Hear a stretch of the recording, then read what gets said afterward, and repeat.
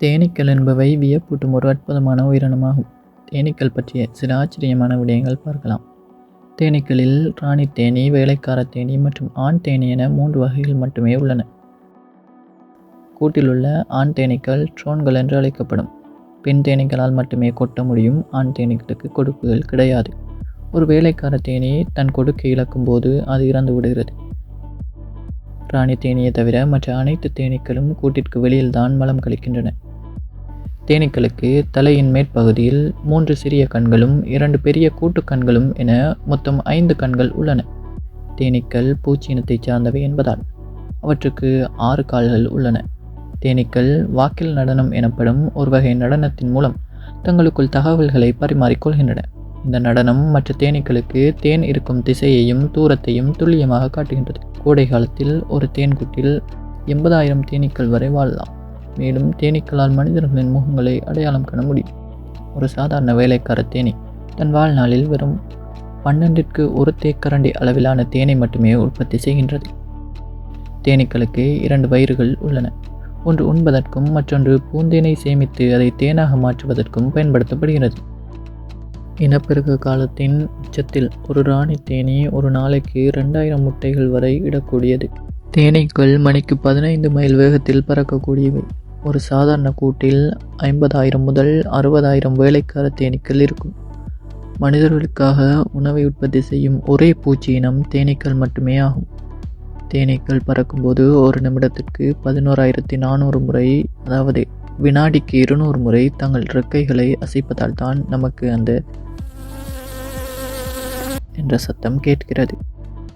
தேனீக்களின் அபார நுகர்வு திறனால் அவற்றிற்கு வெடிப்பொருட்களையும் போதைப் பொருட்களையும் கண்டறிய பயிற்சி அளிக்கப்பட்டு வருகிறது. தேனீக்களால் வெவ்வேறு வண்ணங்களையும் வடிவங்களையும் அடையாளம் காண முடியும். இது மலர்களை கண்டறியவும் மீண்டும் கூட்டுக்கு திரும்பவும் உதவுகிறது. தேனீக்களுக்கு 174 வாசனை ஏற்பிகள் உள்ளன. இது அவற்றிற்கு மிகவும் நுணுக்கமான மோப்ப சக்தியை தருகிறது. மேசன் தேனீ போன்ற சில தனித்து வாழும் தேனீக்கள் கூட்டமாக வாழாமல் சிறிய துளைகளில் தனியாகவே வாழ்கின்றன. நாம் உண்ணும் உணவில் 3இல் 1 பங்கு தேனீக்களின் மகரந்த சேர்க்கையாலேயே நமக்கு கிடைக்கின்றது. தற்போது தேனீக்களின் எண்ணிக்கை குறைந்து வருவது உலகளாவிய உணவு பாதுகாப்பு மற்றும் பல்லுயிர் பெருக்கத்திற்கு பெரும் கவலையை ஏற்படுத்தியுள்ளது. இது வாழ்விட பாதுகாப்பு குறித்த ஆராய்ச்சிகளை தூண்டியுள்ளது. ஒவ்வொரு தேனீ கூட்டத்திற்கும் அதன் உறுப்பினர்களை அடையாளம் காண உதவும் ஒரு தனித்துவமான வாசனையோ அல்லது ஃபெரோமோன்களோ இருக்கும்.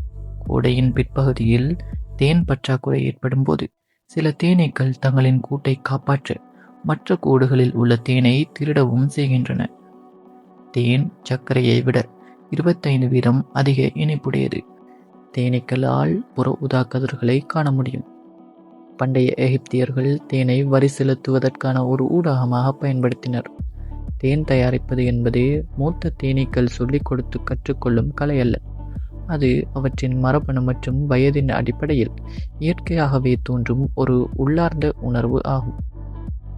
தேன் ஒரு சிறந்த பாக்டீரியா, நுண்ணுயிர் மற்றும் அழற்சி எதிர்ப்பு பண்புகளை கொண்டுள்ளதால் காயங்களை குணப்படுத்த பயன்படுத்தப்படுகின்றது. ஒரு பவுண்ட் தேனை உருவாக்குவதற்கு ஒரு தேனீ சுமார் 20 லட்சம் மலர்களுக்கு சென்று 55,000 மைல்களுக்கும் அதிகமான தூரம் பறக்க வேண்டியுள்ளது.